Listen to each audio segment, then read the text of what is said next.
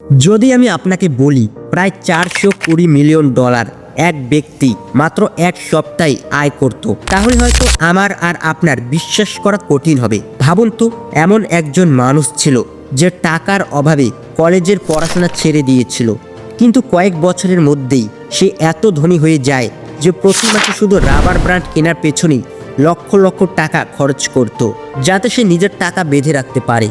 এক সময় যে মানুষ ভুয়া লটারি টিকিট বিক্রি করত, গাড়ি চুরি করত, সেই মানুষ এমন অবস্থায় পৌঁছে যায় যে তার মোট আয়ের 10% অর্থাৎ 2.1 বিলিয়ন মার্কিন ডলার ইঁদুরে কেটে নষ্ট করত, বা ঘরের সাথে সাথে পরিবেশে নষ্ট হয়ে যেত।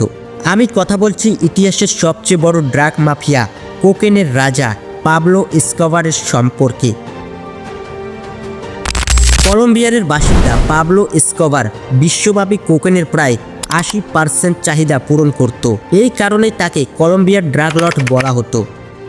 যখন একজন মানুষ ভালো মন্দ কিছু না ভেবে শুধু টাকা রোজগারের পেছনে ছুটে যায়, তখন সে অপরাধ জগতে কি করতে পারে সেটাই আজকের এই ভিডিওতে দেখবেন। 80-র দশকে কিভাবে এক গরিব কৃষকের ছেলে বিশ্বের সবচেয়ে বড় ড্রাগ পাচারকারী হয়ে ওঠে, কিভাবে এক সাধারণ অপহরণকারী এত শক্তিশালী হয়ে যায় যে দেশের আইন নিজের মতো বদলে ফেলে। চলুন সবকিছু বিস্তারিতভাবে দেখি। দক্ষিণ আমেরিকার উত্তর পশ্চিমে অবস্থিত দেশ কলম্বিয়া এর মেডেলিন শহরের কাছাকাছি এক ছোট্ট এলাকায় 1 ডিসেম্বর 1949 সালে পাবলো এসকোবারের জন্ম হয়।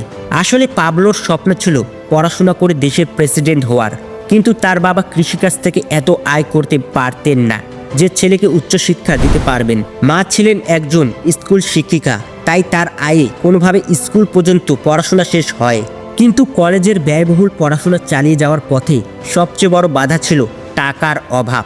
পরিবারের অবস্থা থেকে পাবলো প্রতিজ্ঞা করে যে সে 22 বছর বয়সে কোটিপতি হবে। কলেজে পড়ার সময়ই সে অপরাধ জগতে পা রাখে। প্রথমে কবরস্থান থেকে কবরের উপরে দামি পাথর খুলে বিক্রি করত, কিন্তু তাতে বেশি টাকা হতো না। এরপর সে বিলাসবহুল গাড়ি চুরি করে। 1974 সালে একটি গাড়ি চুরির অভিযোগে সে প্রথমবার জেলে যায়। জেল থেকে বেরিয়ে সে ভাবে এমন কিছু করতে হবে যাতে একেবারে হাজার হাজার ডলার আয় হয়। তখন সে অপহরণ শুরু করে। 1970-এর দশকের শুরুতে সে এক বড় ব্যবসায়ীকে অপহরণ করে এবং $50,000 মুক্তিপণ আদায় করে।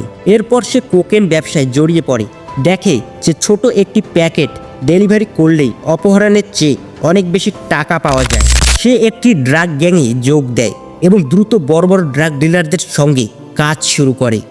এক সময় সে 15 কেজি কোকেন ডেলিভারি দিতে গিয়ে মেডেলিনের শক্তিশালী ড্রাগ লর্ড ফ্যাবিও রেস্ক্রিপ্টের সঙ্গে ঝগড়ায় জড়িয়ে পড়ে এবং তাকে গুলি করে হত্যা করে।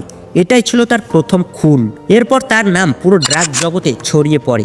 1976 সালে সে মেডেলিন কার্টেল প্রতিষ্ঠা করে। এই সংগঠন মাসে 70 থেকে 80 টন কোকেন আমেরিকায় পাচার করত। 80-র দশকে তার কাছে ছিল 20টি হেলিকপ্টার, 2টি সাবমেরিন, 32টি ইয়ট এবং 142টি বিমান, সবই ড্রাগ পাচারের জন্য। পাইলটদের প্রতি ফ্লাইটে লক্ষ লক্ষ ডলার দিত। সে কোকেন পাচারের অদ্ভুত সব কৌশল ব্যবহার করত, যেমন মাছের পেটে ভরে, জিন্স কাপড়ে ভিজিয়ে, এমনকি কার্টুনের ভেতরে লুকিয়ে। তার আয় এত বেশি ছিল যে 800-র বেশি বাড়ি বানিয়েছিল শুধু টাকা রাখার জন্য। অনেক টাকা ইঁদুরে কেটে নষ্ট হতো। একবার তার পরিবারকে ঠান্ডা থেকে বাঁচাতে $2 মিলিয়ন আগুনে পুড়িয়ে দেয়। সে হাসিয়েন্দা নাপোলেস নামে বিলাসবহুল বাড়ি বানায়, যেখানে নিজস্ব চিড়িয়াখানা, বিমানবন্দর, লেক সব ছিল।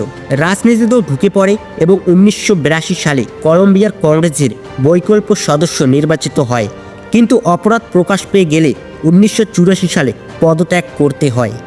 1989 সালে ফোর্বস তাকে বিশ্বের 7ম ধনী ব্যক্তি ঘোষণা করে। তখন তার সম্পদ ছিল প্রায় $25 বিলিয়ন। সে বহু রাজনৈতিক প্রতিপক্ষকে হত্যা করায়। 1989 সালে একটি বিমান বিস্ফোরণে 107 জন মারা যায়।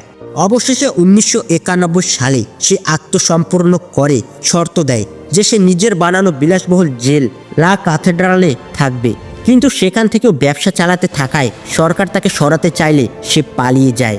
2 বছর খোঁজার পর 1 ডিসেম্বর 1993 তার 44তম জন্মদিনে ফোন ট্র্যাক করে মেডেলিনে তাকে খুঁজে বের করা হয় এবং গুলিতে নিহত হয়। তার মৃত্যুর পরও তার লুকানো টাকার অনেকটাই খুঁজে পাওয়া যায়নি। এটাই ছিল পাবলো এসকোবারের পুরো গল্প।